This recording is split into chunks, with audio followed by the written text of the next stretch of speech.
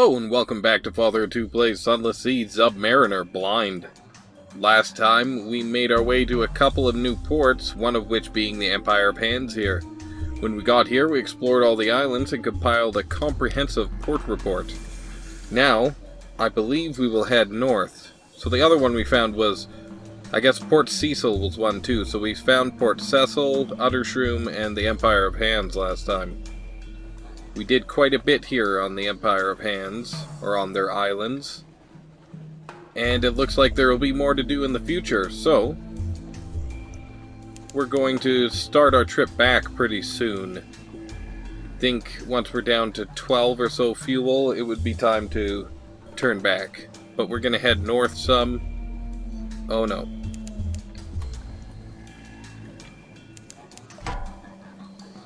We might need to go full power. Yep. Full power. We lost them. And now, we'll turn our light back on. That was scary. That's a terrifying looking ship. Hideaway. Not far. We shall make port here, I think. Should there be a port. Home, warmly lit windows, company, peace. Thoughts of home can come at the strangest of times. This is a neat looking island. Leslie's Harbor. Cobbsway Bay. I wonder, well, our sanity, or our terror, is very high. So I'd prefer not to go under the Z for the foreseeable future until we brought it down a fair amount. But, I'd like to see it below 50, but maybe that's wishful thinking. Maybe we should head under and see if we could find any new ports. Hideaway, sun? A great beam of sunlight bathes the island. Squint into the dazzle. Far above, there's a hole in the roof. In that light, you see beaches of white gold sand, trees heavy with bright fruit, the reds and blues and greens of the surface. Investigate, gather supplies, go beachcombing, or compile a port report. Okay, let's compile a port report. Write fast, the light scars. Burning afterimage, your eyes water, the pages blur. The report is one of joy-filled complaint. Hideaway has a beauty too bright to appreciate, but perhaps the Admiralty can find something of use. Let's investigate the ruins. There was some sort of installation here, and what looks like a handsome country house. Who was here, and what happened to them? Red bird singing. A garden overgrown with berry bushes. A wooden trestle table, set for a meal. Chairs strewn with bones. A half-dozen skeletons. A red-breasted bird perches on a grinning cranium. It cocks an eye to you, then bursts into song. A liquid, thrilling sound. It seems unperturbed as you approach to poke through the bones. No signs of violence, no fire, no bullets, no bites. These people died peacefully, sitting down to breakfast as the surface sunlight spilled over them. Sunlight can kill at any time. The longer you remain here, the more danger you're in. So, why did they stay? Perhaps they stayed because Hideaway is as beautiful as anywhere in the Neath, and 10 times as generous. It's a fine place for a colony. You could found your own pocket kingdom, if you could do something about the sun. But what? What has the power over sunlight? What makes the impossible possible? Gather supplies? Or go beachcombing? Let's gather some supplies, shall we? The jungle here bursts with life. Breadfruit, sugarcane, coconut, soft-shelled crabs, and plump birds too stupid to know a hungry sailor from a tree. Hideaway is ripe with treasures unknown in the Neath. Fill your hold. 11 supplies. Wow. That's impressive. Can we do anything else here? Nope, not now. Wow. Well. Should we head under the Z? Perhaps we'll travel north a bit since we have so much for supplies. Some distance to the northeast, there's something underwater. Well, let's go investigate, shall we? We shall be cautious. But we're almost getting to the point where we could start fighting some of the creatures of the Z.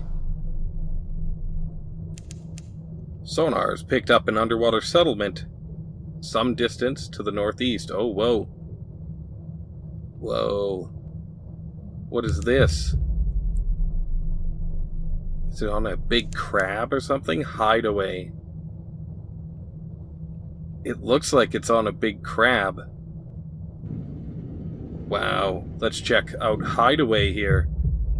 We might have had to come here for somebody, or for some reason. Oops. Ah, that's good piloting. I'll blame the navigator. Or the bosun, maybe? Hideaway. On the back of a gigantic beast live exiles from every corner of the Neath. Here gather the traitors, heretics, artists, fools, and the too honest. Despite possessing a range of radically different ideologies, these outcasts live together peacefully. Okay, so we can assemble a port report, buy a memento, drop off the impolite investigator, aid the sprightly visionary, join a festival. And where do they store their goods? No shops? Okay. Shipyard? Nope. Let's get a port report. Explore the city. Record the habits of those that dwell within. Pardon me while I have a drink. A city of strict custom. Most Hideaway dwellers toil to strengthen their city against the Z's crushing weight. Those that don't instead prepare for the night's festival, and all without a word spoken aloud. If they need to communicate, the people of Hideaway rely on a strict system of acutely formal gestures. By a memento. She touches her lips and tilts her head back. Her fingers travel down her throat to her belly, which she pats. That'll be the trade. Goods for food. What are the goods that we would trade? She passes you three lumps of festering flesh. She presses her finger to her forehead and then makes a fist. The Hideaway gesture of creation. These balls of flesh are apparently art. It takes some time for her to convey more about the artwork. One lump is a smaller version of the beast who carries the city, although missing a shell. Another is a man with a terribly pointed chin. The last is, the vendor points vigorously above you, a lamppost. It represents the miracle of modern light, here in this dark place. So we have a strange catch. Well, let's do a few of these. She passes you a dried blade of kelp. A musical score is written on it. You hum the tune. Isn't it the melody those mushroom hawkers would whistle? Yes, the one banned by the Ministry of Public Decency after most of the hawkers were arrested in Port Carnelian for attempting to restore the fungal forest through political bloodshed. How curious. So a memory of distant shores. Let's do one more. So another strange catch. Okay, I want to do one more. Alright, now we have 3 strange catches. We're down to 13. Let's drop off the impolite investigator. This is where he requested you bring him. The impolite investigator grins as he disembarks. As soon as he's exited your ship, he spots a small ancient man, the sprightly visionary. The investigator rushes over to him and shakes his hand while unleashing a barrage of questions. What's your name? Reasons for exile? How's the food? The visionary writes messages in the notebook chained to his wrist.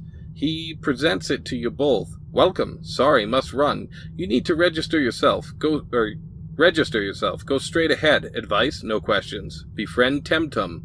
Good day. There is a search for the truth being conducted in Hideaway. Okay. Check on the investigator. Join the festival. Let's, aid the sprightly visionary?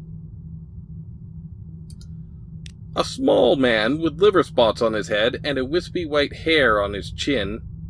Wispy white hair on his chin is struggling to roll a wheel of heavy cabling, rather. Together, you roll the wheel through Hideaway.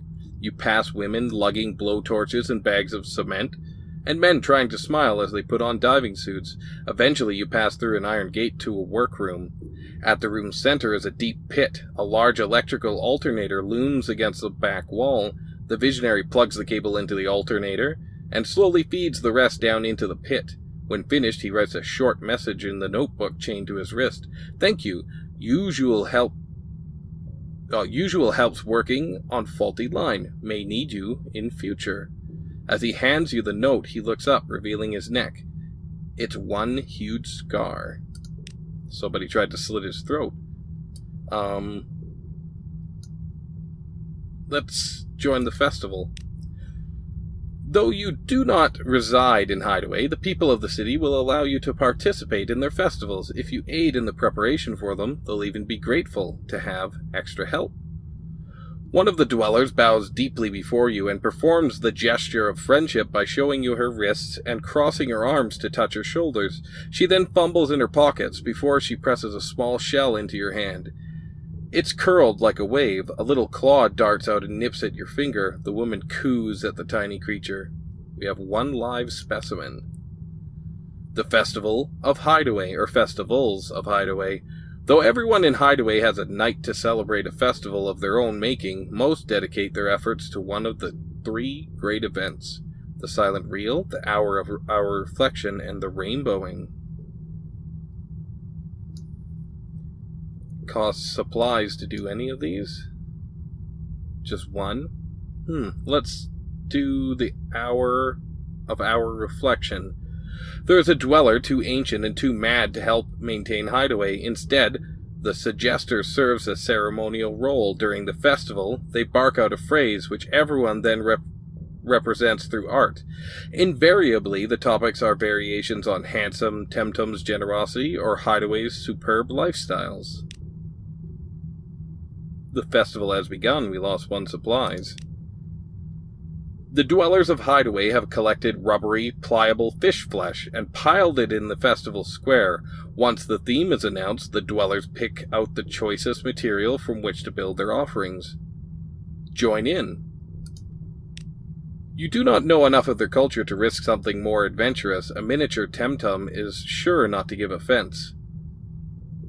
From the pile of debris, you pick out fresh slabs of meat and sharp spines. It isn't difficult to slice the pale flesh into roughly the shape of Tentum. Okay. The spines do an admirable job of holding your little Temtum together, too. The near-forgotten betrayer across from you beams at your work. He tries to avoid looking at the blithe fiddler beside him, who crams spine after spine into a man-shaped slab she's created. Gained one terror and got a tale of terror. The dwellers, okay. The near-forgotten betrayer next to you bites his thumb until the drops of blood ooze. It isn't an offering without something personal. Cut your hand. Hair or nail or blood or tears. You scratch the palm of your hand, and a streak of blood swells up. You squeeze it into the lump of flesh you're working on. There's a scarlet mark. A scarlet mark runs between Temtum's eyes. Others around you are more generous, slicing deep into their fingers, then daubling the blood into their offerings with tenderness. Their expressions are beatific. Others force a smile, chew at their nails, then spit the pieces into their offerings. Gain terror. Explain your offering. A parade to a black guttering hole begins. Each creator takes a moment to name their offering before throwing it into the offering pit. Then they name their offerings in turn: 1,000 helping fingers for my neighbor, the miracle that brought me here. Deportment. You show the dwellers of Hideaway your offering. It was difficult with the limited materials, but you've managed to give the lump of meat and guts a passing resemblance to the shape of Temtum. They seem pleased, but more impressed by your skill with their sign language. You manage to convey that Temtum is important, even to you, a stranger. Your offering is the last to go down the offering chute. The suggester gestures their wish for the good health of all, Temtum most especially. The people of Hideaway take this as their cue and depart. Whoa, 7 memories of a distant shores, but we've gained a little more terror. It will be more difficult to participate in the festivals of Hideaway for a while. Okay. Should we help the visionary? or check on the investigator? Let's check on the investigator. The impolite investigator ignores the patterns of resting and waking established in Hideaway. He never seems to sleep. At all hours he could be found asking questions or studying the city. The waters between. 7 diving suits take up the investigator's room. We're exploring the space between Temtum and its city shell, but we'll need another 5 divers. So we need 6 crew, tarot no more than 70, and a 31% chance of success. Let's go. The investigator leads you to the depth of Hideaway. Did you know that there's an enterprise to construct kelp farms on the outside of Temtum's cheeks? We'll use their hatch to study the shell's inside. One after another, you splash into the dark. With your light, you can see the flesh of the beast beneath you. It is bruised, bloodied in some places. In others, it's mere feet from the shell. The investigator points ahead to a thick cable hanging down from above. As it comes more clearly into view, it sparks. The charge results in a twitching of Temtum's flesh. You return to the city as swiftly as you can, but your crew is caught by Temtum's shifting body and crushed between his shell and his flesh. As soon as you're back in Hideaway, the investigator strips out of his diving suit and flees. We lost 5 crew. Oh. We gained a secret and we got some terror. And we failed. Ooh. Miserable realizations. So, mushroom wine, dark drop coffee beans, and prisoner's honey. Well, that went not very well. Help the sprightly visionary? He's industrious for one so old. He's always running around the city, aiding his cablemen or repairing electrical faults. Oh, there he is. He passes a toolbox to one of his workers and rushes over to you. He writes in the notebook chained to his wrist. Supply his engines with fuel. The visionary passes you a scrap from his notebook. Alternator engines near dead. Need fuel. Provide? Oh, man. I'm sorry, we can't do that right now. And I think we'll have to depart, but we'll try this last thing. Where do they store their goods? Perhaps they have something to trade. They do not have much to offer, but maybe you'll find something of interest. Visit the shops tab. We could buy strange catches, sell them, or we could sell our supplies or fuel. Well, I suppose we have no choice but to head back to Z. We're very short on crew, and I think we should return to the surface. Because that noise, I think, means that a constant companion is on its way.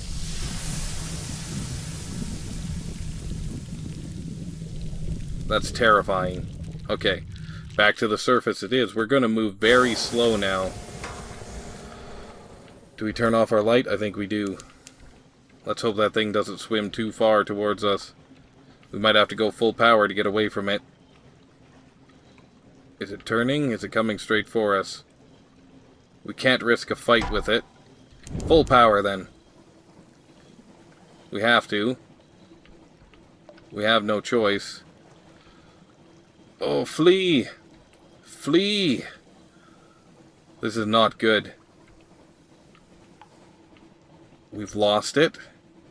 At least it doesn't know where we are. We may have to use more fuel. No, it's backed off. Okay. Let's turn our glim lamp back on.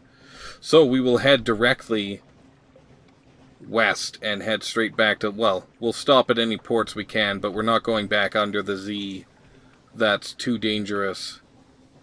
We don't want to run into a constant companion, because that pretty much means death for us at this point. A rock breaks the water like a surfacing Z-beast. No, it's a Z-beast. No, it's a rock. Hard to say. We're going to be moving very slowly, so I apologize, but sometimes bad things happen at Z. Oh, we have a Lorn fluke up in the top corner there.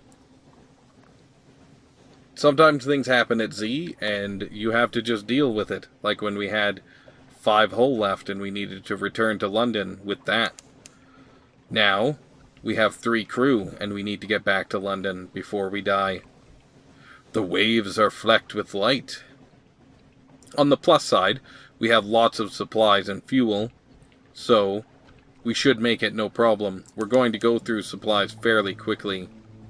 We watch for fungal pads in the Sea of Lilies. There's a prison here, guarded by not oracles.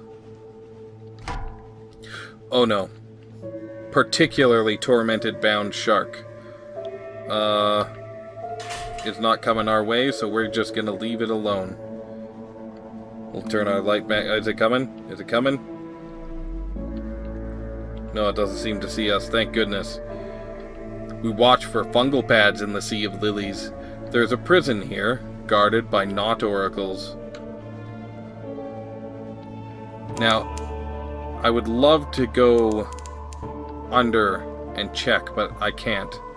Yeah, some distance to the southwest there's something under the water, but we just cannot afford to go down there and run into... should we go to Khan's Shadow? We will not. We're too slow. We don't want to run into a constant companion. We'll be screwed. If we take a big hit, we'll probably lose crew. If we lose crew, we have a better chance of just dying at sea here. So, we will continue, slowly but surely. Those are cool frogs. They look like they have multiple eyes. We'll continue slowly but surely back to Fallen London, stopping at Godfall, perhaps Nook on the way home. We shall see, though. That was not a bad trip, though. We made it across the Unterzee, and that is no small feat, especially in such a small ship. Home. A sailor runs to the rails, stripping off his clothes as he goes, beaming rapturously. Home, he cries, home! Let him go. Nothing to be done.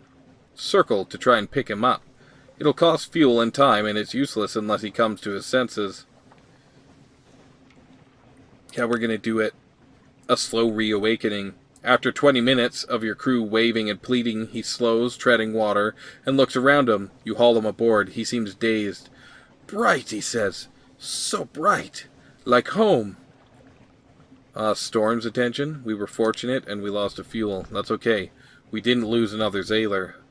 Because it's yellow now, we're slower, our guns load slower, but I believe if it got down to red, we would be even slower. Basically, it would be impossible to get home, or to a very large degree. Impractical. We might die on the way, especially considering how high our terror is. Because as it gets higher, you have more chance of ill encounters at sea. The Salt Steppes. This is the domain of the new Khanate, whose ancestors came here long before London fell. We are so far from Godfall. Well, as soon as we get to Godfall, I think I will end the episode. Because we've probably taken 5 minutes just sailing from that last port we were at. What was that place called? Hideaway. And I would go visit these other ports, but it's so slow going. And we're eating through our fuel and our food. The Sea of Lilies. Let's check our Z-Bat. Yeah, so we can only go 1 speed right now, and our speed at 1 is quite slow. We will make it. I'm confident we will make it. You hear those voices that will not be drowned. The sea is the sea of voices. We are close to Polythreme, where nothing is truly dead. This is scary. We have lots of hull, but we can't really fight anything, and we're gonna have to use up fuel to flee anything we run into. So we're in a bad position, especially with such high terror. I don't think I've ever had my terror up to 100, so I don't know what will happen. I assume nothing good. Laughter from the foredeck. The music is now getting terrifying again. Godfall. It's close now, but not close enough. Good thing we got all those supplies, or we'd be having a hard time returning this time. And here, we see the island finally. Let us stick close to keep our terror from rising too much. Those of us left have seen a lot and are quite afraid of the Z. We long for home port and the safety that comes from it. But Godfall will have to do. Ah yes, we're a little less terrified just as we get close. And as we make port, perhaps we can lower our terror even more. But we'll have to find out on the next episode. So, until next time, if you enjoyed it, please leave me a like, subscribe if you want to see more, and let's read this before I say the last thing. A questing tentacle, gleaming, it rises from the Z. It coils lazily around a sailor who does not speak or cry out. She only steps into its embrace and is gone. No one asks, and no one will answer. Did you imagine it? The Z is quiet, nothing stirs, but you saw the moon-pale limb of the monster. Was it there? Did the sailor leap? Surely you didn't push her. Surely. Alright. So, until next time, if you enjoyed it, please leave me a like, subscribe if you want to see more, and leave me a comment. Let me know what you thought. This is FatherofTwo, signing off.